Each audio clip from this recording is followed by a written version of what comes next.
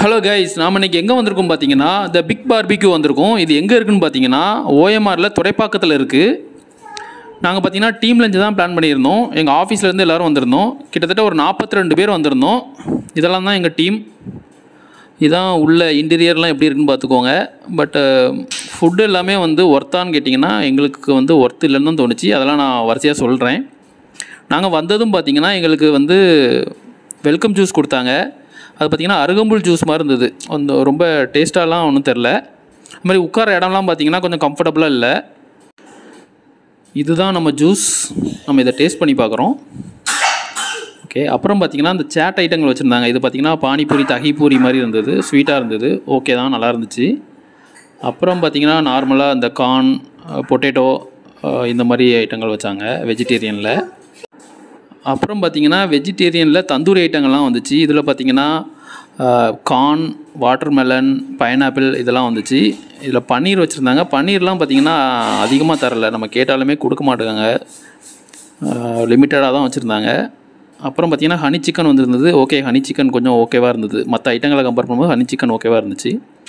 அப்புறம் பார்த்திங்கன்னா non veg starters வந்துச்சு. இதில் பார்த்திங்கன்னா தந்தூரி ஐட்டங்களான சிக்கன், ஃபிஷ், ப்ரான் இதெல்லாமே இருந்துச்சு. இதெல்லாம் பார்த்திங்கன்னா சொல்கிற அளவுக்கு ஒன்றும் டேஸ்ட்டாக இருந்ததுன்னு சொல்ல முடியாது. ஓகே தான், ரொம்பலாம் நல்லா இல்லை. அப்புறம் பார்த்திங்கன்னா நம்ம லைவ் கவுண்டருக்கு போனோம். இங்கே பார்த்திங்கன்னா பிரியாணி ஐட்டங்கள், அப்புறம் சிக்கன், மட்டன் இந்த மாதிரி ஐட்டங்கள்லாம் இருந்துச்சு.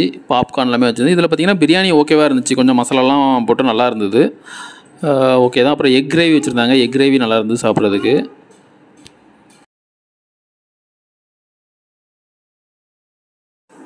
இது பார்த்திங்கன்னா வெஜிடேரியன் சாலடு அந்த மாதிரி ஐட்டங்கள்ஸ். அப்புறம் பார்த்திங்கன்னா ஆனியன், வெள்ளரிக்காய், பாஸ்தா, பயிறு எல்லாமே இருந்துச்சு. அப்புறம் பார்த்திங்கன்னா வெஜிடேரியன் பிரியாணி, ரசம், மோர், சாம்பார், சாதம், தயிர் சாதம் இந்த மாதிரி ஐட்டங்கள்லாம் இருந்துச்சு. வெஜிடேரியனுக்கு லிமிட்டட் ஐட்டங்கள் தான் இருந்துச்சு. ரொம்பலாம் இல்லை. தேங்க்யூ. ஓகே, நான் பார்த்துக்கிறேன்.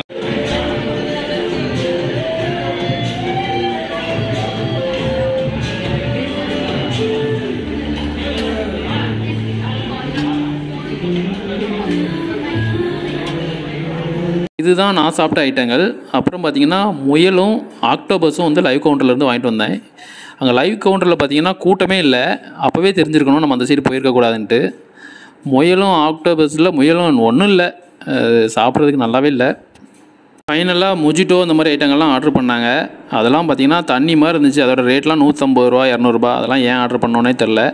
சுத்த வேஸ்ட்டு. கிட்டத்தட்ட 42 பேருக்கு ஒரு ஆளுக்கு 1000 ரூபா கிட்ட வந்துச்சு. 950 ரூபா வந்துச்சு. ஒர்த்தான்னு பார்த்திங்கன்னா 950 ரூபாய்க்கு இது ஒர்த்தே கிடையாது. ஃபைனலாக பர்த்டே செலிப்ரேஷன் மாதிரி ஒன்று வச்சுருந்தாங்க. கேக் கட் பண்ணிவிட்டு கிளம்பிட்டோம்.